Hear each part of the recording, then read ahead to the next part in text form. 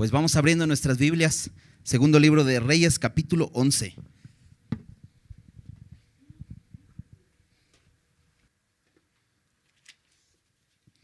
Pues vamos avanzando en este libro y en cada uno de los reyes que hemos conocido, Dios nos ha hablado, ¿no? Y lo más importante es que podamos examinar nuestras vidas y poder identificarnos con estos hombres y ver cómo estamos caminando, ¿no? Lo más importante es que Dios quiere transformar nuestros corazones y que no nos creamos mejores que ellos, sino que consideremos pues lo que la Biblia habla, ¿no? Nuestra naturaleza caída, nuestra naturaleza rota, ¿no? Refleja cada vez lo que somos y la palabra de Dios nos muestra, ¿no? Nos muestra quiénes somos, las intenciones, los motivos de nuestro corazón, con el propósito no de condenarnos. Jesús dijo que Él no vino para condenar al mundo, ¿no? Sino para que el mundo sea salvo por Él, ¿no? Y realmente la palabra de Dios tiene ese propósito, no condenarnos, sino transformarnos a la imagen de su Hijo, ¿no? Y cuando venimos con corazones sinceros delante de Él y al mostrarnos el Señor su palabra y nos confronta, nos humillamos y le pedimos: Señor, ayúdame, ¿no? Necesito ser cambiado. Y creo que eso es lo que Dios nos ha estado hablando constantemente en este libro, ¿no? Porque algo que hemos visto desde que empezamos a ver cómo este pueblo de Israel pidió un rey a Samuel, ¿te acuerdas? Cuando es puesto Saúl como rey, es que el pueblo de Israel esté echando al verdadero rey de sus vidas y tiene un rey que es deficiente, ¿no? Y lo que Dios quiere que el pueblo se dé cuenta que a quien necesitan como rey es a Él mismo. Es el único que puede reinar nuestras vidas y nuestros corazones, ¿no? Y darnos la vida que Él ha planeado para nosotros, ¿no? Entonces, hoy vamos a estar viendo al rey Joás. Este rey fue un rey de Judá. Déjame recapitular un poquito. Bueno, no recapitular, sino nada más como pasar un poco la lista de los reyes que hemos estado viendo. La semana pasada terminamos de conocer a ese rey Jehú, que fue un rey en la zona del norte de Israel. ¿Te acuerdas? Este reino dividido, el reino del norte llamado Israel. Y te decía que este rey es el número 10, pero hemos visto varios reyes. Déjame hacerte una lista. Primero vimos al rey Jeroboam. Cuando el reino se divide, este rey se queda con 10 tribus y este rey desvía al pueblo hacia una adoración falsa como Dios no dijo que adorara, ¿no? Poniendo 2 becerros de oro para que adoraran hacia el pueblo. Fue un rey malo. Bueno, todos los reyes de Israel fueron malos, ¿no? Déjame nada más recapitular. Vimos a Jeroboam, luego su hijo Nadab, igual malo.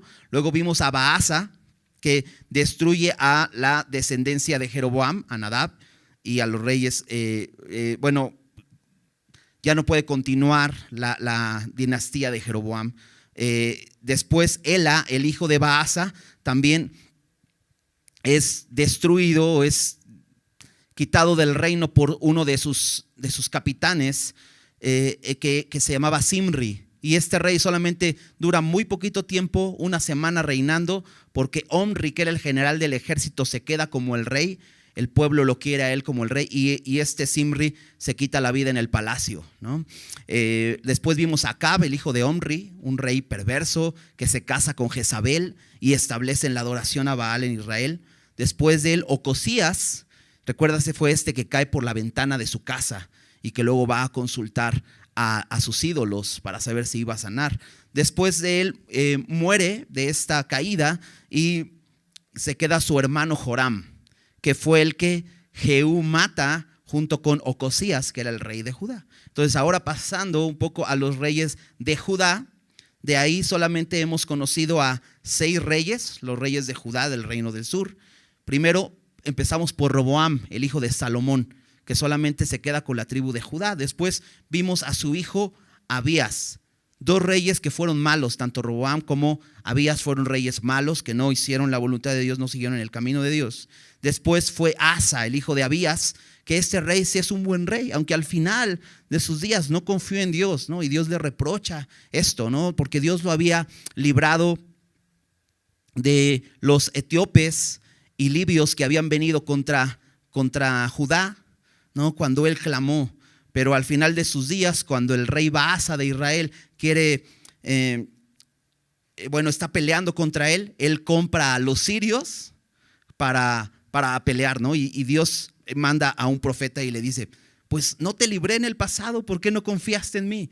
Este fue Asa, ¿no? Después de él, Josafat, que fue un buen rey, aunque también con la idea de pues hacer buenas alianzas con el reino del norte, le da a su hijo Joram para que se case con la hija de Acab, que se llama Atalía.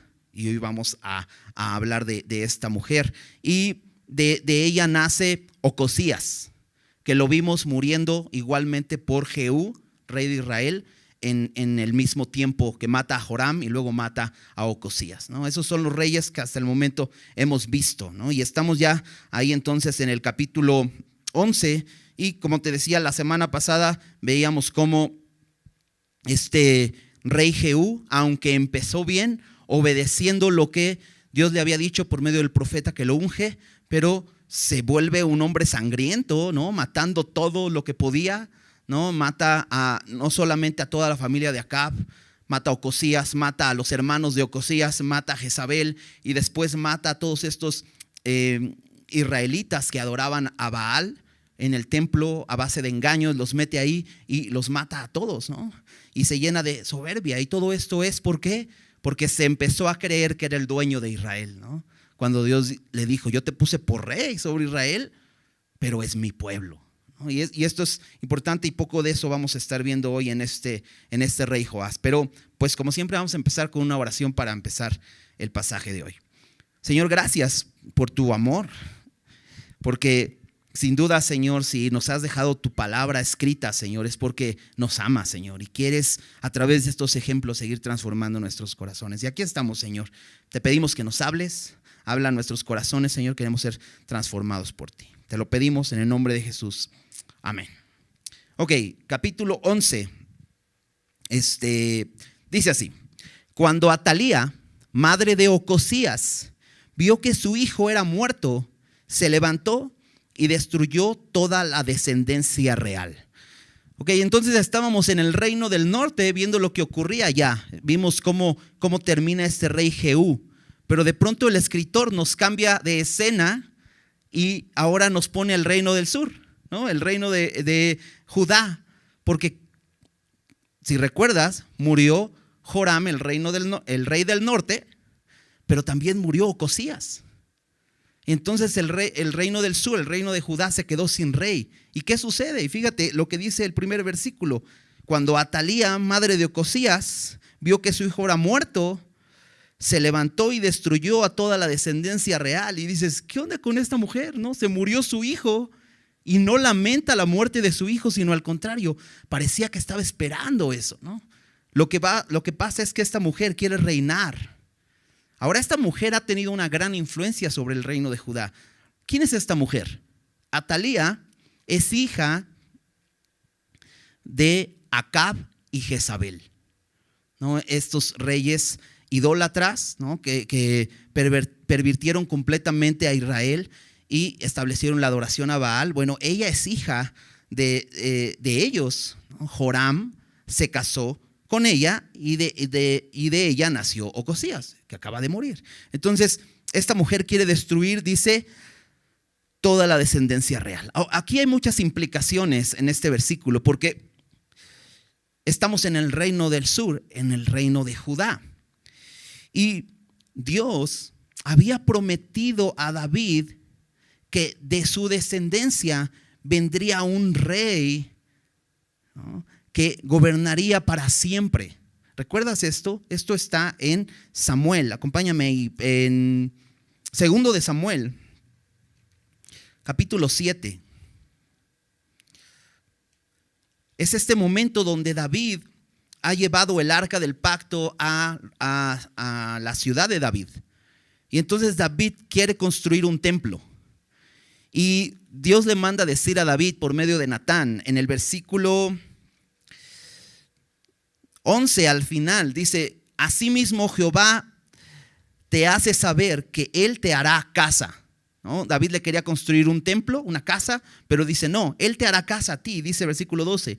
Y cuando tus días sean cumplidos y duermas con tus padres, yo levantaré después de ti a uno de tu linaje, el cual procederá de tus entrañas, y afirmaré su reino. Él edificará casa a mi nombre, y yo afirmaré para siempre el trono de su reino. Yo le seré a él padre, y él me será a mi hijo. Y si él hiciere mal, yo le castigaré con vara de hombres y con azotes de hijos de hombres. Pero mi misericordia no se apartará de él, como la aparté de Saúl, al cual quité de delante de ti. Y será afirmada tu casa y tu reino para siempre delante de tu rostro, y tu trono será estable eternamente. Esta es la promesa a David. ¿Te das cuenta la implicación de que Atalía pretenda acabar con todo el linaje real? Que la promesa estaba en riesgo, porque Dios prometió algo. Ahora, eso siempre Satanás lo había intentado desde el principio. Porque desde Génesis, cuando el hombre y la mujer pecan, Dios le da una promesa al hombre, ¿no? Al ser humano, que vendrá un redentor, ¿no? De hecho, le dice a la serpiente que la simiente de la mujer aplastaría la cabeza de la serpiente, ¿no? Y el enemigo siempre ha querido destruir entonces la descendencia de Adán, y empieza por Caín mata a su hermano Abel. Siempre ese intento de destruir la raza humana, ¿no? Y entonces después después de eso viene Set, otro hijo de Adán y Eva, y por ahí viene, ¿no?, el Redentor, ¿no? Lo puedes ver en las genealogías en Mateo y en Lucas, de donde viene Jesús. Pero después el pecado crece y Dios derrama su ira sobre la humanidad, pero conserva a uno, a Noé, que viene de Set, ¿no? Y después de eso, Dios elige a Abraham. Y después de eso nace Isaac y Jacob, ¿no? Y recuerdas cuando llegan a Egipto y los egipcios los empiezan a esclavizar y quieren destruir a todos los hombres judíos, ¿no? Van a matar a todos los hombres judíos, ¿no? El enemigo siempre ha querido destruir ese linaje de donde vendría el Señor Jesús, ¿no? Más adelante vamos a ver en estos intentos de destruir a los judíos, ¿no? En el libro de Esther, cuando quieren destruir a los judíos, ¿no?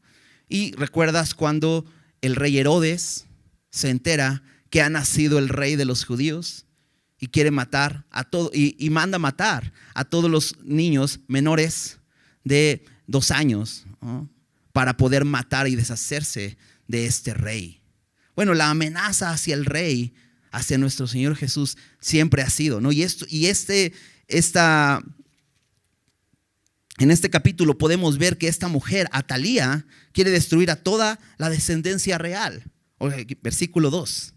Pero Josaba, hija del rey Joram, hermana de Ocosías, tomó a Joás, hijo de Ocosías, y lo sacó furtivamente de entre los hijos del rey, a quienes estaba matando, y lo ocultó de Atalía, a él y a su ama o su nodriza, en la cámara de dormir, y en esta forma no lo mataron. Y estuvo con ella escondido en la casa de Jehová 6 años, y Atalía fue reina sobre el país. Se salió con la suya, ¿no? Pero ¿qué sucede? Que ella entonces empieza a matar a toda la descendencia real, a todo aquel que pudiera ser heredero al trono o continuar con este linaje de David en el reino. Pero Josaba, esta mujer, no sabemos mucho de ella, ahorita vamos a ver algunos otros detalles, pero esta mujer dice que era hermana de Ocosías y muy probablemente no era hija de Jezabel, como estos reyes que tenían varias mujeres. Muy probablemente era hija de otra mujer, pero esta mujer, Josaba, toma a Joás, uno de los hijos de Ocosías, y se lo lleva a esconder en el templo de Dios. Donde dice aquí que lo toma furtivamente, es que prácticamente lo secuestró para esconderlo y salvarle la vida. Pero algo muy interesante es que este nombre Josaba significa jurado de Jehová o juramento de Jehová. Y es un poco, creo, lo que Dios había hablado por medio de David, ¿no? Y esto me hace pensar que cuando nuestra esperanza es amenazada, lo único que debemos confiar es en el juramento de Dios. Porque, ¿sabes? El enemigo siempre va a querer meter dudas en nuestros corazones.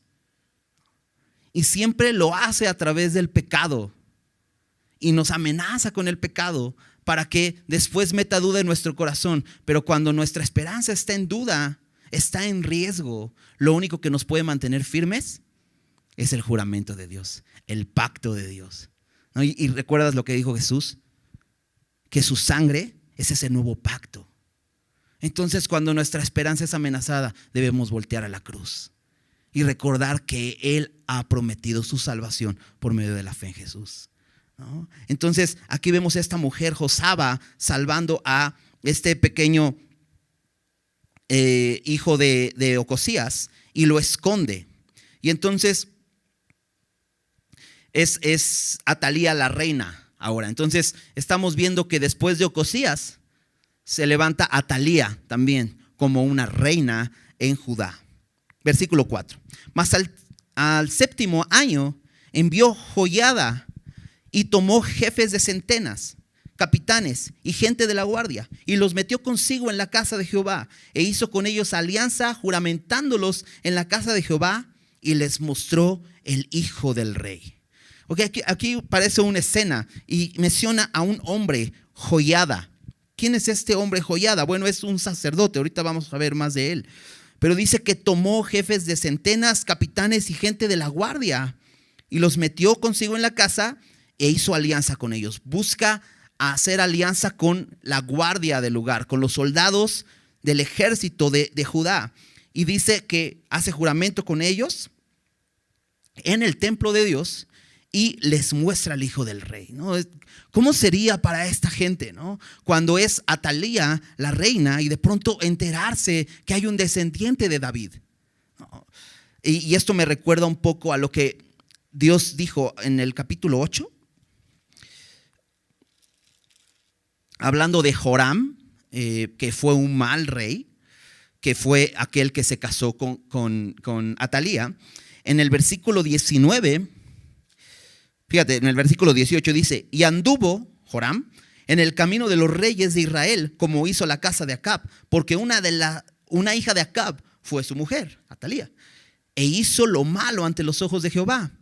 Con todo eso, Jehová no quiso destruir a Judá por amor a David, su siervo, porque había prometido darle lámpara a él y a sus hijos perpetuamente. Y sabes, Dios es fiel. Dios es fiel. Y a través de esta mujer Josaba, entonces esta lámpara puede continuar porque ella salva a Joás, ¿no? Y entonces creo que cuando ven estos soldados que son convocados por Joiada, es así de, wow, el hijo del rey, es como una lámpara, aún hay luz para Judá.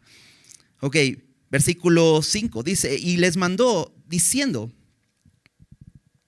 esto es lo que habéis de hacer. La tercera parte de vosotros tendrá la guardia de la casa del rey el día de reposo. Otra tercera parte estará a la puerta de Shur, y la otra tercera parte a la puerta del pórtico de la guardia. Así guardaréis la casa para que no sea allanada. Mas las dos partes de vosotros que salen el día de reposo tendréis la guardia de la casa de Jehová junto al rey. Y estaréis alrededor del rey por todos lados, teniendo cada uno sus armas en las manos, y cualquiera que entrare en las filas sea muerto. Y estaréis con el rey cuando salga y cuando entre. Entonces hace alianza con ellos para proteger al rey.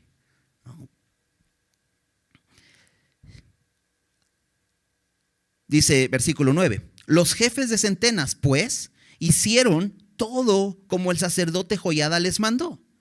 Y tomando cada uno a los suyos, esto es, los que entraban el día de reposo y los que salían el día de reposo, vinieron al sacerdote Joiada. Y el sacerdote dio a los jefes de centenas las lanzas y los escudos que habían sido del rey David, que estaban en la casa de Jehová.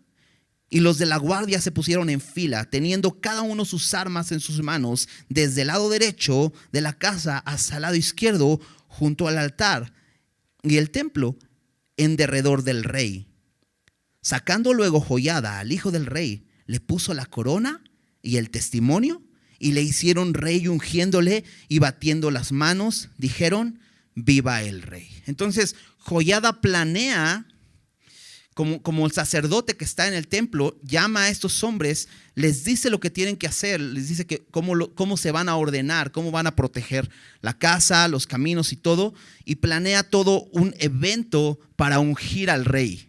¿No? Este es un momento especial, no es como cuando ves que el ejército marcha de cierta forma porque hay algo importante. Bueno, aquí está sucediendo el ungimiento del nuevo rey de Judá. Dice que Joiada le pone la corona y el testimonio. ¿A qué se refiere con el testimonio? Que la ley de Dios, ¿no? El libro de la ley de Dios. Esto era muy importante para los reyes de Israel. ¿Recuerdas? En Deuteronomio veíamos cómo Dios dijo que el rey debía hacer una copia de la ley de Dios, ¿no? Entonces, esto es un poco lo que hacen en algunos países cuando toma protesta el nuevo presidente y que ponen la mano sobre la Biblia. ¿Sí has visto eso? Bueno, es más o menos así. Le pone la corona, pero el testimonio, porque la ley era muy importante que este rey la siguiera. Dice, y le hicieron rey ungiéndole, y todos están aplaudiendo, diciendo: viva el rey. ¿No? Está sucediendo algo muy importante en Israel. Dice versículo 13. Oyendo Atalía el estruendo del pueblo que corría, entró al pueblo en el templo de Jehová, y cuando miró, he aquí el rey estaba junto a la columna, conforme a la costumbre, y los príncipes y los trompeteros junto al rey, y todo el pueblo del país se regocijaba y tocaban las trompetas. Entonces Atalía, rasgando sus vestidos, clamó a voz en cuello: traición, traición. Ok, Atalía se enteró. Pues, ¿cómo no se enteraría? Todo el pueblo parece que está feliz. ¿Cómo sería el reinado de Atalía como para que todo el pueblo se haya juntado en pos de este nuevo rey? Es interesante, ¿no? O sea, realmente creo que el reinado de Atalía no era nada bueno. La gente estaba cansada de ella, y entonces por eso se juntan así. Y entonces cuando ella llega, ve a todos estos trompetistas, al pueblo gozoso, regocijándose, ¿no? Y entonces ella rasga sus vestidos, indignada, diciendo: traición, ¿no? Y ¿cómo esta mujer puede llamar traición a esto cuando ella misma había traicionado al linaje del rey, ¿no? Ella misma los había asesinado a todos. Versículo 15. Mas el sacerdote Joiada mandó a los jefes de centenas que gobernaban el ejército, y les dijo: sacadla fuera del recinto del templo, y al que la siguiere, matadlo a espada. Porque el sacerdote dijo que no la matasen en el templo de Jehová. Le abrieron pues paso, y en el camino por donde entran los de a caballo a la casa del rey, allí la mataron. Acabaron con la reina. Pero el sacerdote Joiada les dice: llévenla fuera, ¿no? Este lugar, el templo, es un lugar sagrado, es un lugar donde debe haber solemnidad. Aquí no la pueden matar, pero la deben matar afuera. Y la llevan afuera y allá la matan. También les dice algo, dice: al que la siguiere, matadlo a espada. Pero después dice que pues la mataron. No dice la mataron y con ella mataron a otros. Y aquí podemos ver que nadie la seguía. Nadie quería a Atalía.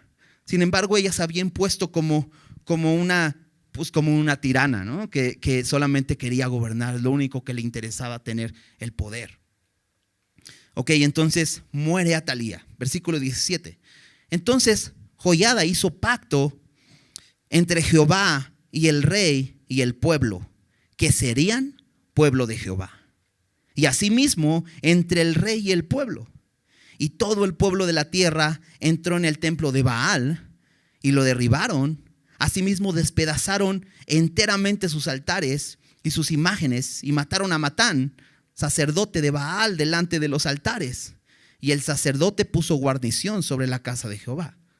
Después tomó a los jefes de centenas, los capitanes, la guardia y todo el pueblo de la tierra, y llevaron al rey desde la casa de Jehová, y vinieron por el camino de la puerta de la guardia a la casa del rey. Y se presentó el rey en el trono de los reyes. Y todo el pueblo de la tierra se regocijó, y la ciudad estuvo en reposo, habiendo sido Atalía muerta a espada junto a la casa del rey. Era Joás de 7 años cuando comenzó a reinar. No, y dices, pues sí salen las cuentas, ¿no? Cuando lo secuestra, era un niño pequeño y luego se queda escondido 6 años y al 7º año es revelado el rey. Pero ¿te imaginas cómo sería cuando dicen, mira, este es el nuevo rey? Un niño de 7 años, pero era el que tenía que reinar. Ahora, creo que pudo haber esperado más este sacerdote, ¿no? Pero quizá no. Y si te das cuenta, la gente está feliz. Dice, ya murió Atalía. De hecho, dice que el lugar estaba en reposo. Acompáñame a 2 de Crónicas, capítulo 23. Porque este es el paralelo a esta historia, ¿no? Es como otra cámara, ¿no? Que nos deja ver un poco más, algunos detalles. Algunos es exactamente lo mismo. Pero al final del capítulo 22 nos dice la misma historia de cómo Atalía toma el reino y va a matar. En el versículo 11 nos dice que Josabet, la otra se llamaba Josaba, pero es la misma. Pero fíjate cómo dice en el capítulo 22, versículo 11. Dice, pero Josabet, hija del rey, tomó a Joás, hijo de Ocosías, y escondiéndolo de entre los demás hijos del rey, a los cuales mataban, le guardó a él y a su ama en uno de los aposentos. Así lo escondió Josabet del rey Joram, mujer del sacerdote Joiada. Así lo escondió Josabet, hija del rey Joram, mujer del sacerdote Joiada. Entonces, ¿ya viste quién es Joiada? Era un sacerdote, pero aparte Josaba o Josabet es esposa de este hombre. Qué importante es esto, ¿no? Porque al final sí era hija del rey Joram, y el rey Joram fue un rey malo, pero mira, se casó con un hombre de Dios, ¿no? Y esto es algo bueno, ¿no? Porque realmente esta mujer tuvo una buena influencia de su esposo y por eso quiso salvar a Joás, ¿no? Dice, porque ella era hermana de Ocosías, de delante de Atalías, y no lo mataron. Y estuvo con ellos escondido en la casa de Dios 6 años. Entre tanto, Atalía reinaba el país. Lo mismo que vimos en 2 de Reyes. Capítulo 23, versículo 1. Dice, en el 7º año se animó Joiada y tomó consigo en alianza a los jefes de centenas, y nos empieza a decir quiénes son estas personas con las que ya había hecho alianza. Pero algo que me llama la atención es cómo lo escribe aquí en 2 de Crónicas. En el 7º año se animó Joiada. Se animó, ¿no? ¿Cómo sería la situación en el país?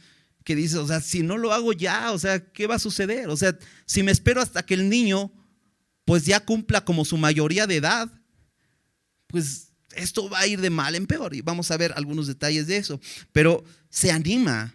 Qué importante es esto, ¿no? Que de pronto tomemos decisiones y nos animemos a destruir aquello que está dañando nuestras vidas, ¿no? Lo hemos visto varias veces, como Dios nos dice en su palabra, ¿no?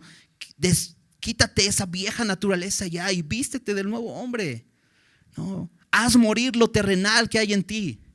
Pero muchas veces no nos animamos y decimos, ay, es que es difícil, no, es que si rompo con esta relación, la verdad, no sé qué va a pasar. Dios está diciendo, hazlo. ¿No? Oye, es que si rompo con esta sociedad, ¿qué va a pasar? Dios dice, hazlo. ¿No? Tienes que animarte para que algo pase, algo bueno pase. Ok, bríncate al versículo 3. Dice, y toda la multitud hizo pacto con el rey en la casa de Dios. Y Joiada les dijo, he aquí el hijo del rey, el cual reinará como Jehová ha dicho respecto a los hijos de David. De pronto cuando él se los presenta, aquí nos dice lo que les dice. Dice, vean, él es el rey, él es el hijo del rey. Pero dice, el cual reinará como Jehová ha dicho respecto a los hijos de David. Este hombre no solo era un sacerdote, sino te digo, es un hombre temeroso de Dios y que conoce la historia. No solamente conoce la ley, no solamente él era uno de los que participaban en los sacrificios, en la adoración, en el templo, sino es alguien que conoce bien las promesas de Dios. Esto es muy importante, ¿no? Porque este hombre está participando y será una pieza clave en el reinado de Joás. Regresemos al texto ahí en 2 de Reyes 11.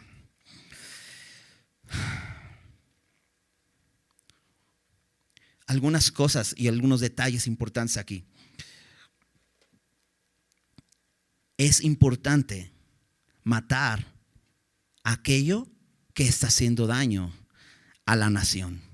Y Joiada no duda en decirles, no la maten aquí en el templo, pero sí tiene que morir. Y fíjate qué sucede en el versículo 17 cuando matan a Atalía. En el versículo 17 dice, entonces Joiada hizo pacto entre Jehová y el rey y el pueblo. ¿Cuál era este pacto? Fíjate, que serían pueblo de Jehová. ¿No eran pueblo de Jehová? Pues Judá e Israel eran pueblo de Jehová. Pero ellos hacen un pacto con el rey y con Joiada. El pueblo hace un pacto de entregarse a Dios, de rendirse a su Dios y que Él sea el rey. Eso era lo más importante. Porque dices, ¿cómo va a ser nuestro rey un niño de 7 años? Bueno, lo reconocerían como rey. Pero te decía al principio, el problema del pueblo de Israel es cuando desechó a su rey. Porque ellos ya tenían un rey. Pero ellos querían un rey como lo tenían las demás naciones. Y hasta el momento no les ha ido nada bien. Porque han desechado a su verdadero rey. Pero aquí hacen un pacto que serían de Jehová. Y creo que es el primer paso que debe dar una persona.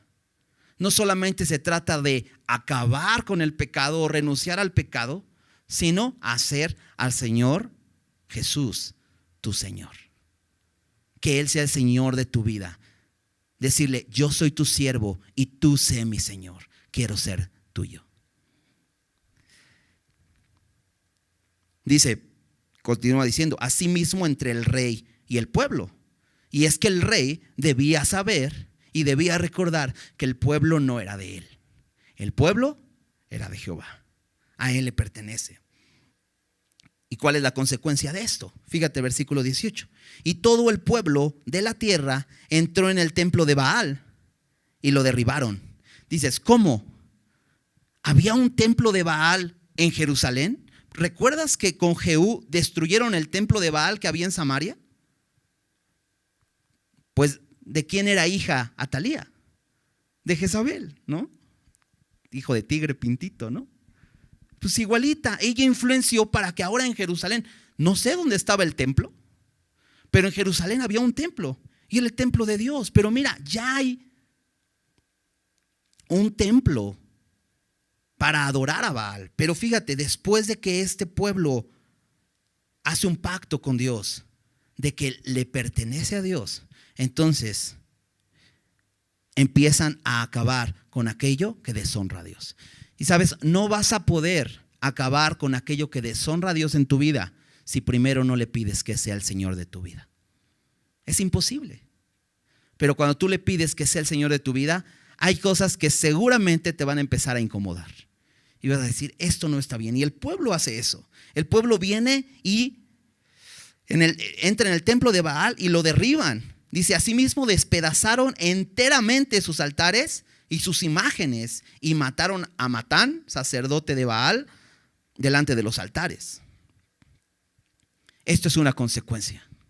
¿Sabes? Una vez que permites que el pecado sea destruido en tu vida y que Cristo sea el Señor de tu vida, no vas a estar cómodo con aquello que deshonra a Dios, con aquello que has puesto en tu corazón como el centro de tu adoración. Entonces, definitivamente podemos encontrar evidencia en nuestras vidas. Si Cristo es el Señor de mi vida, no debo estar cómodo con lo que este mundo adora. Si estás incómodo en este mundo, eso es bueno. Porque, ¿sabes? Este mundo adora muchas cosas y quiere que nosotros vayamos y adoremos lo mismo. Pero cuando Jesús es el Señor de nuestra vida, solamente hay una cosa que adoramos, ¿no? Es al Señor Jesús. Versículo 20 dice, y todo el pueblo de la tierra se regocijó, y la ciudad estuvo en reposo, habiendo sido Atalía muerta a espada junto a la casa del rey.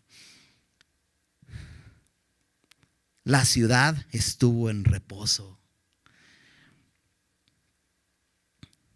Fíjate que dice Proverbios capítulo 29, versículo 2, dice, cuando los justos dominan, el pueblo se alegra, mas cuando domina el impío, el pueblo gime. Puedes ver la alegría del pueblo al darse cuenta que Atalía ha sido muerta. Hay regocijo, pero dice que había reposo. ¿Y sabes una cosa? Hasta que el pecado no sea destruido en tu vida, no vas a encontrar reposo. Pero eso no va a suceder si no permites que Jesús sea el centro de tu vida. El pecado debe ser destruido en nuestras vidas, ¿no? Muchas veces no encontramos descanso y decimos, no sé por qué. Pues porque el pecado no ha sido erradicado, necesita morir. Y por eso su palabra dice, pues haz morir lo terrenal en tu vida. ¿Por qué?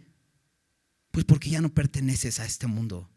Porque dice Colosenses 3, ¿no? Porque dice, habéis muerto, y dice, y vuestra vida está escondida con Cristo en Dios. Ahí está tu vida. Entonces el pecado debe morir. Y entonces, sin duda, cuando el pecado muera, entonces tu vida tendrá reposo, ¿no? Ya acabamos. Es que rápido. No, vamos a ver el capítulo 12. ¿Sale? Dice, versículo 1. En el 7º año de Jehú comenzó a reinar Joás y reinó 40 años en Jerusalén, un reinado bastante largo. El nombre de su madre fue Sibia de Berseba. Y Joás hizo lo recto ante los ojos de Jehová todo el tiempo que le dirigió el sacerdote Joiada. Con todo eso, los lugares altos no se quitaron, porque el pueblo aún sacrificaba y quemaba incienso en los lugares altos. Entonces ya vimos que este rey empezó a reinar de 7 años, ¿no? Y si te das cuenta, dice, en el 7º año del rey Jehú comenzó a reinar Joás. Y fueron estos 7 años que Atalía estaba en el trono de Judá. Entonces, nos dice el nombre de su madre, fue Sibia de Berseba. Y Joás hizo lo recto ante los ojos de Jehová. Y nos gusta leer eso, ¿verdad? Porque decimos, mira, fue un rey bueno. Pero hay algo que no hace sentido con los demás reyes, no va acorde con los demás reyes que ha declarado que hicieron lo bueno ante los ojos de Jehová. Porque dice, todo el tiempo que le dirigió el sacerdote Joiada. Y vamos a ver qué así sucedió. Este rey hizo lo recto ante los ojos de Jehová, pero solamente durante que vivió el sacerdote Joiada. Esto quiere decir que su fe dependía de alguien más. No, sí hizo lo recto y tuvo fe. ¿Por qué? Porque sin fe es imposible agradar a Dios. Entonces aquí nos declara el texto que hizo lo recto ante los ojos de Jehová, pero esa fe dependía de alguien más. Todo el tiempo que le dirigió el sacerdote Joiada. Y Joiada se convirtió en un buen tutor para este rey. Claro, era muy pequeño y necesitaba que alguien lo guiara. Por eso cuando lo corona, no solamente le da la corona, sino le da la ley. Pero versículo 3 dice, con todo eso, los lugares altos no se quitaron, porque el pueblo aún sacrificaba y quemaba incienso en los lugares altos.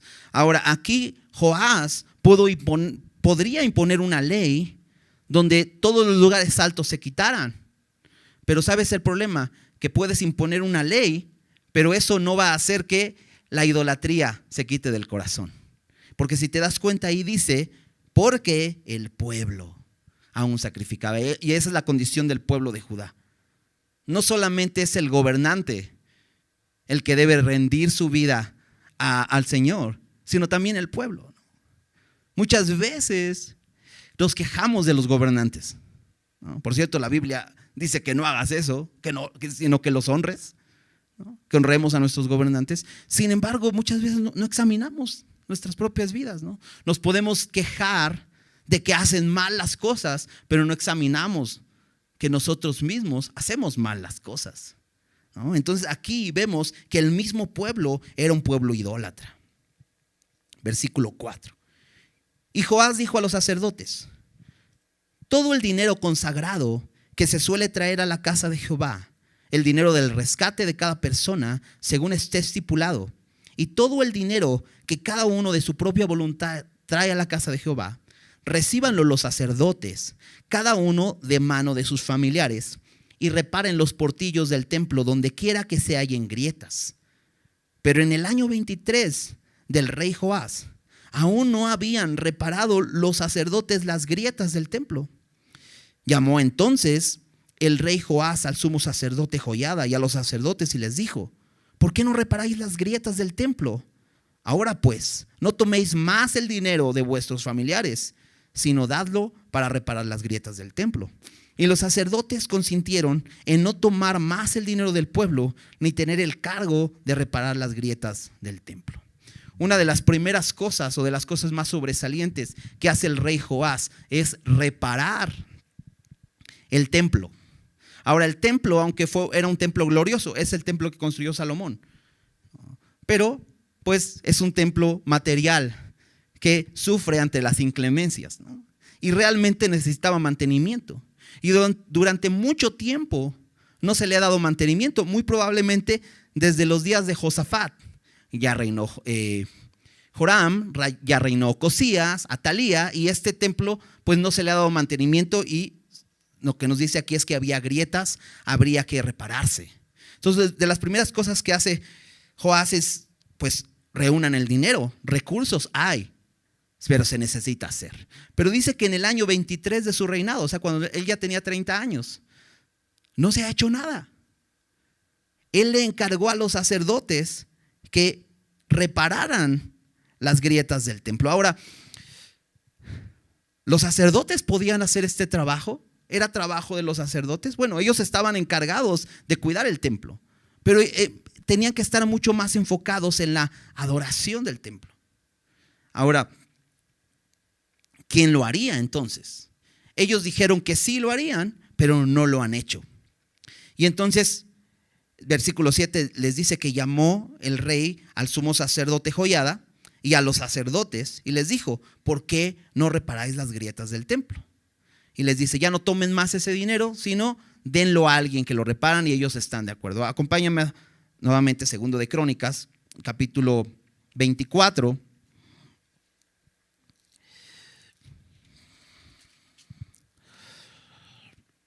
Y aquí nos habla nuevamente acerca de esto.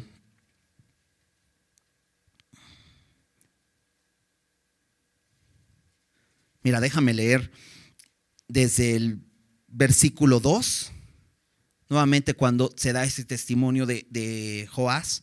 Dice, e hizo Joás lo recto ante los ojos de Jehová todos los días de Joiada el sacerdote, ¿no? Nuevamente nos dice que durante ese tiempo. Y Joiada tomó para él 2 mujeres y engendró hijos e hijas. Y aquí es donde muchos dicen, ya ves, mira, hasta un sacerdote tuvo 2 mujeres, es válido. Bueno, no porque esté aquí quiere decir que sea válido. Dios no hizo 2 Evas para Adán, ¿verdad? No, la Biblia no aprueba la poligamia. Pero dice versículo 4, después de esto, aconteció que Joás decidió restaurar la casa de Jehová. Entonces Joás decide, y esto probablemente es que no tenía 7 años, sino Joás quizá con el conocimiento de la ley y viendo toda la historia, ya en una edad donde podía tomar decisiones, él decide que se arregle esta casa, la casa de Jehová. Y versículo 5, y reunió a los sacerdotes y los levitas y les dijo, salid por las ciudades de Judá y recoged el dinero de todo Israel, para que cada año sea reparada la casa de vuestro Dios. Y vosotros poned diligencia en el asunto. Pero los levitas no pusieron diligencia. Por lo cual el rey llamó al sumo sacerdote Joiada y le dijo, ¿por qué no has procurado que los levitas traigan de Judá y de Jerusalén la ofrenda que Moisés, siervo de Jehová, impuso a la congregación de Israel para el tabernáculo del testimonio? Y aquí vemos, ¿no? Hay negligencia entre los sacerdotes, ¿no? Y esto era importante. Ahora, yo no creo que realmente los sacerdotes no estuvieran haciendo su labor. Creo que sí, en un sentido de que ellos estaban dedicados a la adoración, a hacer los sacrificios y todo eso, sino que ellos no eran indicados para esta tarea, ¿no? Y esto también lo ves un poco en el libro de los Hechos, en Hechos 6, cuando de pronto hay una necesidad en la iglesia primitiva y los apóstoles dicen, creo que necesitamos de servidores, gente que apoye a esto, porque no podemos descuidar la palabra de Dios para nosotros dedicarnos a ese servicio. Entonces creo que el problema es que ellos dijeron que sí. Y muchas veces cometemos el error de decir que sí a algo que no nos corresponde y quedamos mal. Y eso definitivamente es de mal testimonio, ¿no? Yo cuando estaba leyendo esto dijo, el Señor así de, porque a veces me ha pasado que digo, sí hago esto, ¿no? Y de repente ya va 1 semana, 2 semanas. Bueno, aquí pasaron 23 años y no se había hecho absolutamente nada, ¿no? Y Él les dijo, pongan diligencia, y ellos no pusieron diligencia, ¿no? Y entonces hacen un plan que van a pagarle a alguien para que lo haga. Pero fíjate, la razón por la que este templo está tan destruido, lo dice ahí en el versículo 7, ahí en 2 de Crónicas 24, 7, dice, porque la impía Atalía y sus hijos habían destruido la casa de Dios. De entre ellos Ocosías era uno de sus hijos. Y además habían gastado en ídolos todas las cosas consagradas de la casa de Jehová. Ahora, esto me lleva a pensar, ¿en qué gastamos lo que es del Señor? Lo que Dios nos ha dado y que a Dios le corresponde, ¿en qué lo gastamos? ¿En ídolos? ¿No? ¿Gastas tu dinero en ídolos? Fíjate, eso hacía Atalía y sus hijos. Gastaron en ídolos. Versículo 8. Mandó pues el rey que hiciesen un arca, la cual pusieron fuera a la puerta de la casa de Jehová, e hicieron pregonar en Judá y en Jerusalén que trajesen a Jehová la ofrenda que Moisés, siervo de Dios, había impuesto a Israel en el desierto. Y todos los jefes y todo el pueblo se gozaron y trajeron ofrendas y las echaron en el arca hasta llenarla. Ahora vamos a regresar a nuestro texto en 2 de Reyes 12. Porque básicamente dice lo mismo, ¿no? Después de que ellos están de acuerdo en el versículo 8, de que ellos ya no tengan el cargo de reparar las grietas, versículo 9 dice, mas el sumo sacerdote Joiada tomó una arca e hizo un arca, no te imagines un barco, ¿no? Un arca es básicamente una caja, ¿no? Tomó una arca e hizo en la tapa un agujero y la puso junto al altar a la mano derecha, así que se entra en el templo de Jehová, y los sacerdotes que guardaban la puerta ponían allí todo el dinero que se traía a la casa de Jehová. Y cuando veían que había mucho dinero en el arca, venía el secretario del rey y el sumo sacerdote y contaban el dinero que se hallaba en el templo de Jehová y lo guardaban. y daban el dinero suficiente a los que hacían la obra y a los que tenían a su cargo la casa de Jehová.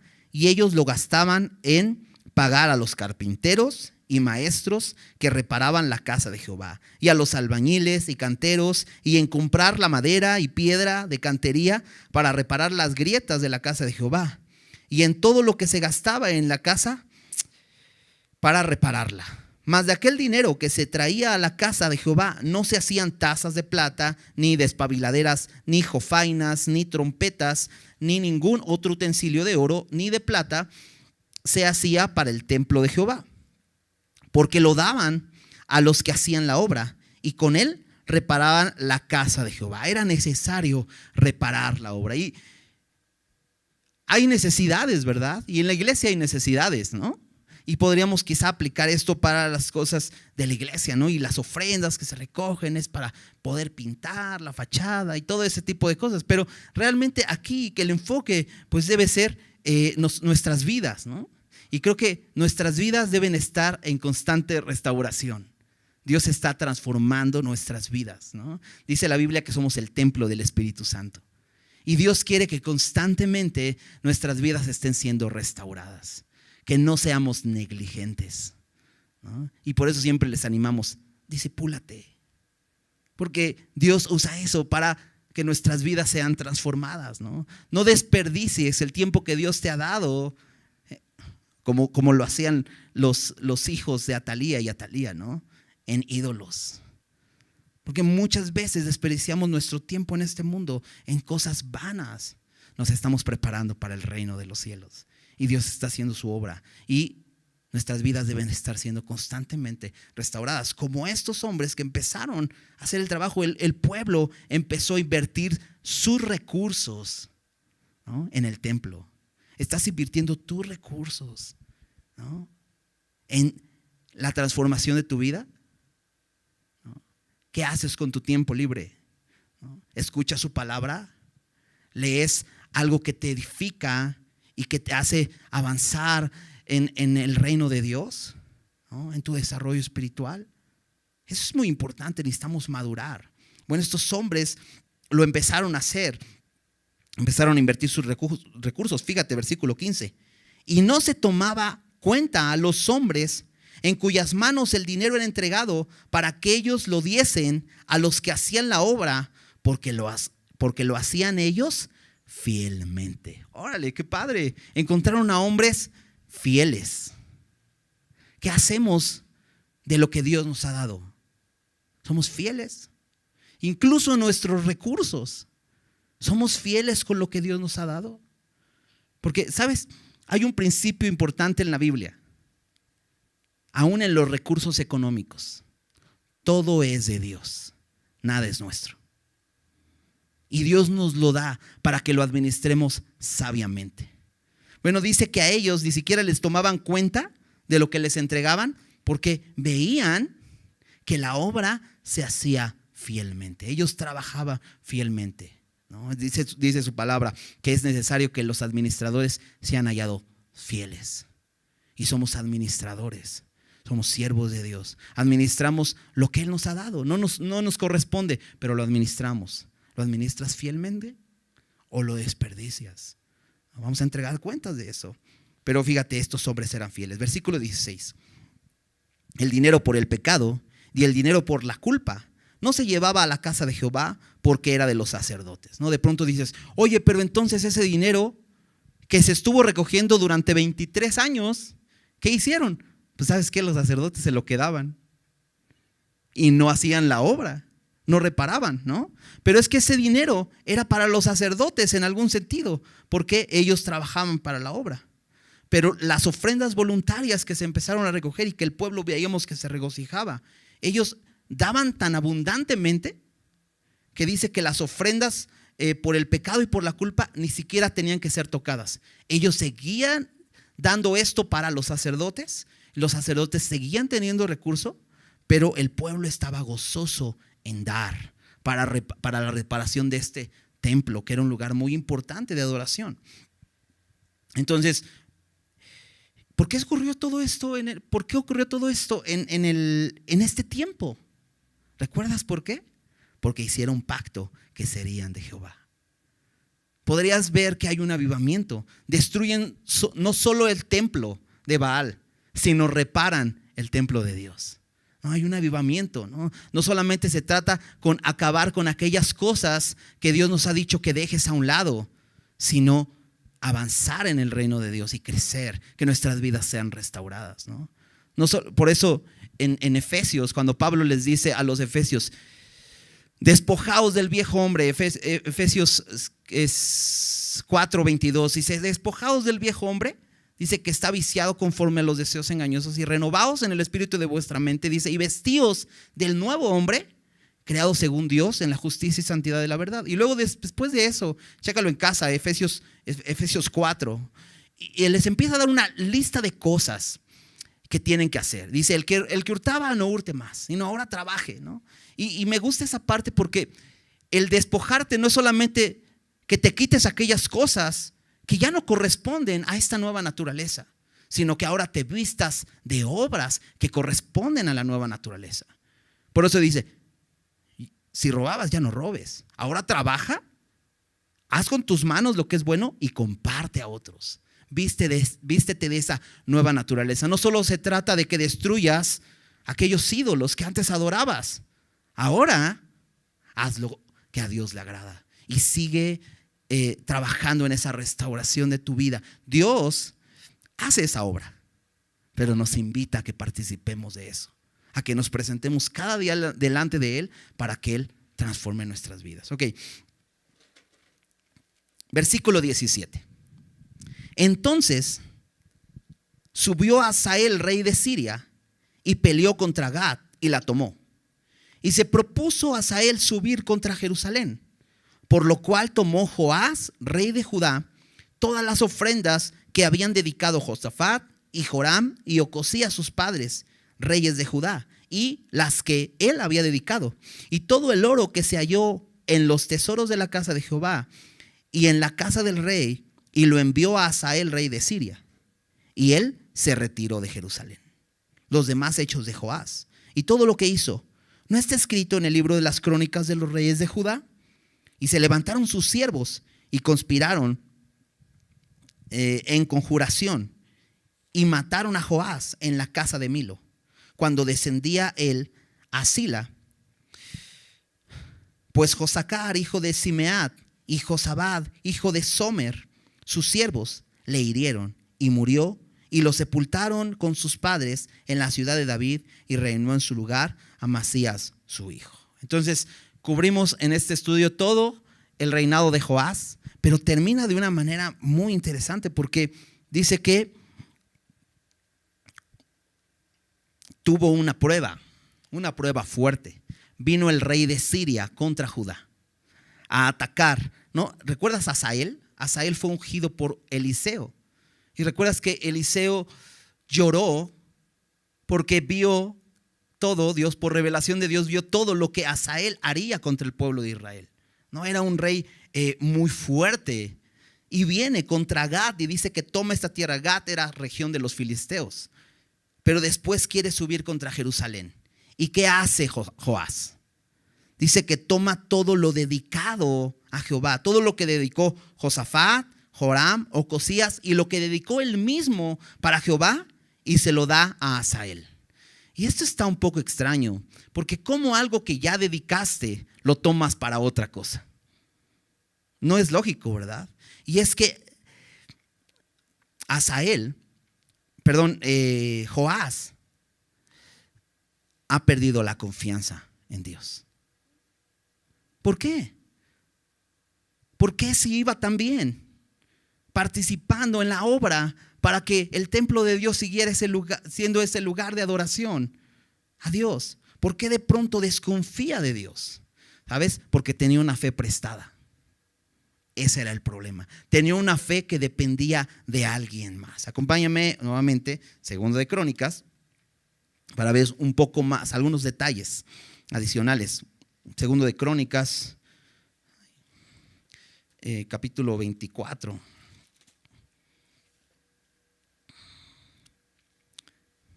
Fíjate en el versículo 14. Al final del versículo 14.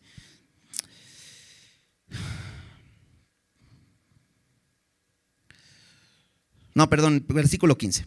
Dice, mas Joiada envejeció.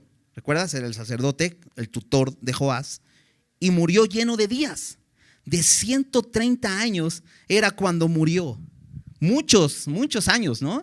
Y es que ya al principio, desde Génesis, veíamos que vivían así, y después empezó a bajar la edad, ¿no? Y después, pues ya morían de 80 años, de 100 años. Pero mira, cumplió 130 años. Entonces, puedes pensar que cuando rescataron a Joás, este hombre ya era un hombre mayor y aún así estaba sirviendo al Señor. Pero aquí hay algún problema, ¿no? Que los hombres mueren, ¿no? Y sí es un problema, ¿no? Porque, o sea, hay hombres tan buenos como este hombre, Joiada, ¿no? Que dices, esos ni deberían morir. Pero mira, muere, era un hombre que pues decidió salvar a Joás y le guió. Pero dice versículo 16, y lo sepultaron en la ciudad de David, y chécate, con los reyes, por cuanto había hecho bien con Israel y para con Dios y con su casa. Wow, le dan un honor, aunque él no fue el rey, solamente fue el tutor del rey, pero le dan un honor que lo sepultan en la ciudad de David con los reyes. Versículo 17. Muerto Joiada, vinieron los príncipes de Judá y ofrecieron obediencia al rey, y el rey los oyó. Aquí está la caída de Joás. ¿Por qué? ¿De quién era el pueblo? ¿Te acuerdas cuál era el pacto que hicieron? Que el pueblo sería ¿de quién? De Jehová. Pero mira, de pronto muere Joiada y vienen los príncipes y ofrecen obediencia al rey. Le ofrecen la lealtad al rey. ¿Qué se hacen? Siervos del rey. ¿A quién le pertenecían? A Jehová. Pero ahora nuevamente el pueblo de Israel se hace siervo de un hombre. Pero ahí no está el problema. El problema está en que Joás los oyó. Seguramente vinieron, oh, tu rey, eres nuestro gran rey, queremos darte nuestra lealtad y queremos rendirnos a ti. Y él, pues, acepta todo ese halago para él mismo. El orgullo es lo que siempre es el tropiezo. Fíjate que dice Proverbios 29:2. No, Proverbios 29:1. Hace ratito leíamos el 2. Dice, el hombre que reprendido endurece la cerviz, de repente será quebrantado y no habrá para él medicina. Y es que este rey va a ser reprendido por esto que ha hecho, porque se ha dejado engañar por estos hombres que le ofrecen lealtad y él los oye. Fíjate, versículo 18. Y desampararon la casa de Jehová, el Dios de sus padres, y sirvieron a los símbolos de acera, a las imágenes esculpidas. Entonces la ira de Dios vino sobre Judá y Jerusalén por su pecado. ¿Viste? Aquí, realmente, ¿quién influenciaba en Joás para que la casa de Dios fuera restaurada? Era Joiada. Y cuando él muere, ¿qué dice? Desampararon la casa de Jehová y ahora empezaron a adorar nuevamente ídolos. Versículo 19. Y les envió profetas para que los volviesen a Jehová, los cuales les amonestaron, mas ellos no los escucharon. Dios es rico en misericordia, porque dice en el versículo 18 que la ira de Jehová, la ira de Dios vino sobre Judá y Jerusalén por su pecado. Pero a pesar de eso, claro, Dios no va a aceptar el pecado. Pero a pesar de eso, Dios envió profetas para advertirles. Dice, les amonestaron, pero ellos no los escucharon, ¿no? En este tiempo el profeta Joel escribe su profecía, ¿no? Son 4 capitulitos o 3, no recuerdo bien, pero chécalo en casa, ¿no? Porque la exhortación es muy, muy clara y Dios ofrece su perdón, pero ellos no los escucharon. Dice, entonces el Espíritu de Dios vino sobre Zacarías, hijo del sacerdote Joiada. Joiada murió, pero mira, su hijo, otro sacerdote. Y puesto en pie donde estaba, más alto que el pueblo, les dijo, Así ha dicho Jehová: ¿por qué quebrantáis los mandamientos de Jehová? No os vendrá bien por ello, porque por haber dejado a Jehová, Él también os abandonará. Ahí está la exhortación.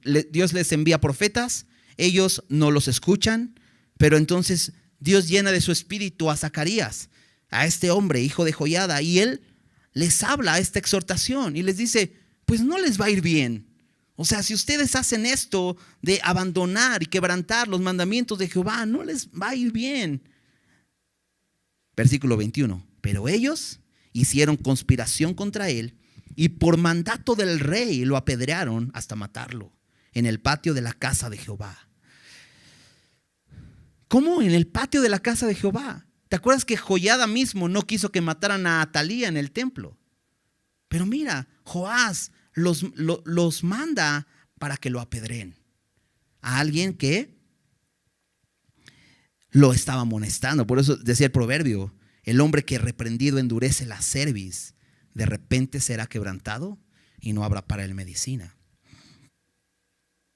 Versículo 22 dice: así el rey Joás no se acordó de la misericordia que Joiada, padre de Zacarías, había hecho con él. Antes mató a su hijo, quien dijo al morir: Jehová lo vea y lo demande. Ahora este hombre murió como un mártir, ¿no? Por hablar la verdad fue apedreado. Pero mira, al final las palabras que dice: Jehová lo vea y lo demande, ¿no? Un poco lo que Jesús decía, ¿no? Perdónalos porque no saben lo que hacen. O con lo que decía Esteban, ¿no? No les tomes en cuenta ese pecado. Realmente este hombre está hablando la verdad y es apedreado por eso. Pero algo que marca aquí el versículo es que Joás no se acordó. Porque ¿quién rescató a Joás? Joás iba a morir. Atalía lo iba a matar. ¿Y quién lo rescató? No lo rescató este mismo Joiada a través de su esposa, pero él se olvidó de la misericordia. Y sabes, cuando nos olvidamos de la misericordia de Dios en nuestras vidas, entonces empezamos a vivir vidas lejos de Dios y empezamos a hacerle daño a los demás, ¿no? Se olvidó de la misericordia de Dios. A la vuelta de un año subió contra él el ejército de Siria y vinieron a Judá, a Jerusalén, y destruyeron en el pueblo a todos los principales de él y enviaron todo el botín al rey a Damasco, porque aunque el ejército de Siria había venido con poca gente, Jehová entregó en sus manos un ejército muy numeroso, por cuanto habían dejado a Jehová, el Dios de sus padres. Así ejecutaron juicios contra Joás. Y cuando se fueron los sirios, lo dejaron agobiado por sus dolencias y conspiraron contra él sus siervos a causa de la sangre de los hijos de Joiada, el sacerdote, y lo hirieron en su cama y murió. Lo que leíamos en Reyes. Realmente este rey no muere como morían los otros, de una muerte natural, sino lo asesinan sus propios siervos, conspiran contra él.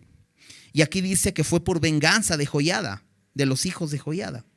Dice: y lo sepultaron en la ciudad de David, chécate esto, pero no en los sepulcros de los reyes.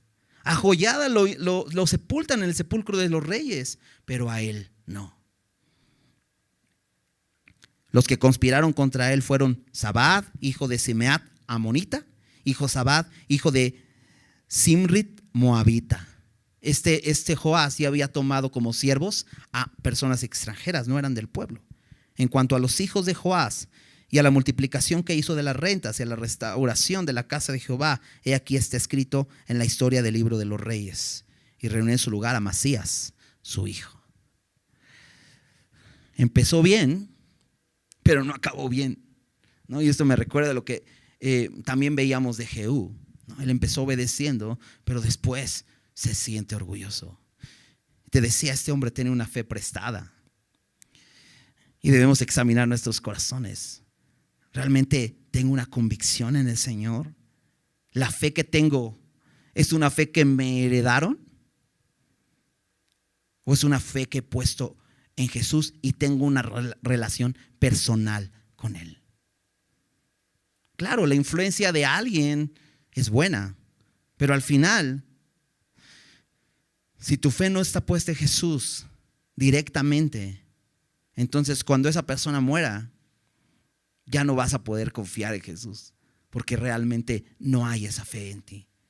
Joás termina así, decía en Gálatas 6:9 dice: no nos cansemos de hacer bien, porque a su tiempo segaremos si no desmayamos, ¿no?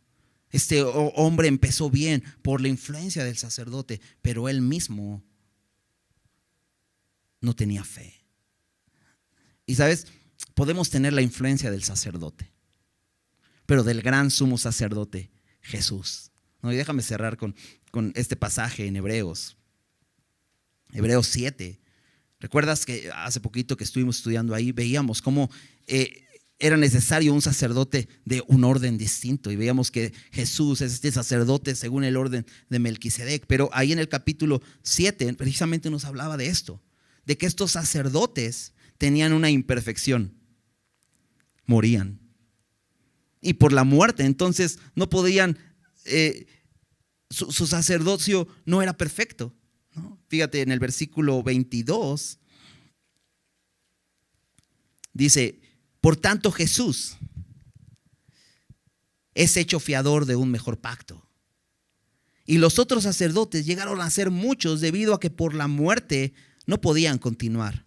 Mas por cuanto permanece para siempre, tiene un sacerdocio, dice, inmutable, por lo cual puede salvar perpetuamente a los que por él se acercan a Dios, viviendo siempre para interceder por ellos.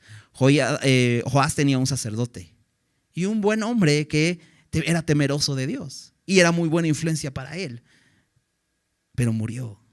Y entonces ya no tenía quien intercediera por él ni le guiara. Pero nosotros tenemos un sumo sacerdote con un sacerdocio inmutable y que nos puede salvar perpetuamente, ¿no? No debemos temer, debemos permanecer, ¿no? Realmente no importa cómo hayas empezado tu caminar con Cristo. Y si estás empezando, no importa cómo estés empezando. Lo que importa es cómo terminas. ¿Y sabes cómo puedes terminar? Bien, porque tenemos un sumo sacerdote. Fíjate en el versículo 26. Porque tal sumo sacerdote nos convenía, ¿verdad? Necesitamos un sacerdote así, que no muera, santo, inocente, sin mancha, apartado de los pecadores y hecho más sublime que los cielos. Es Jesús, ¿no? Entonces, aunque en este pasaje vimos la historia de Joiada, pero vemos en este ejemplo, la historia de Joás, vemos este ejemplo de Joiada, un hombre fiel que supo guiar. Pero ¿seremos nosotros como Joás, que no tendremos una fe directa en el Señor? ¿O seremos como Joás, que no nos dejaremos guiar, sabiendo que tenemos un sumo sacerdote que no muere, ¿no? Entonces pidámosle al Señor que nos siga guiando y que siga haciendo su obra en nuestras vidas, ¿no? Vamos a orar. Señor, gracias por tu palabra, gracias porque eres fiel. Y podemos ver, Señor, en este ejemplo de este hombre, Señor, como tú, fiel a tu palabra, Señor, no quitaste la lámpara, Señor, que habías prometido para que viniera un Salvador de la descendencia de David. Y Señor, por tu misericordia lo hiciste, Señor. A pesar de todo el pecado que había en este pueblo, Señor, tú por amor a David, Señor, conservaste esta lámpara encendida y permitiste toda esta historia, Señor, para preservar este linaje. Y gracias, Señor, porque nuestro Señor Jesús, tu Hijo, viene de ahí, Señor, de esa promesa, Señor. Ayúdanos a recordar siempre, Señor, que nuestra esperanza está siendo amenazada, que tú has prometido, Señor, salvación eterna, Señor, y poder confiar en ti, Señor. Pero ayúdanos a caminar en tu voluntad, Señor, a que nuestra fe no sea una fe influenciada por alguien más, sino que sea una fe en ti completa, perfecta, Señor, y que la sigas perfeccionando, Señor, y que te sigamos conociendo personalmente y caminemos contigo, Señor, porque tenemos un gran sumo sacerdote con un sacerdocio inmutable, Señor, que intercede siempre por nosotros. Señor, nos convenía un sumo sacerdote que no muriera, Señor, y lo has enviado, Señor, para que no estemos sin guía y sin dirección en este mundo, para que tú sigas siendo el Rey en nuestras vidas, Señor. Señor, ayúdanos a recordar esto. Y haciéndote el Señor en nuestras vidas, Señor, entonces destruyamos todo aquello que no te agrada. Y sigamos trabajando, Señor, en este camino de fe, Señor. Y sigamos siendo santificados y purificados por tu palabra, Señor. Siendo transformados, Señor. Gracias, Señor, por este tiempo en tu palabra. En nombre de Jesús. Amén.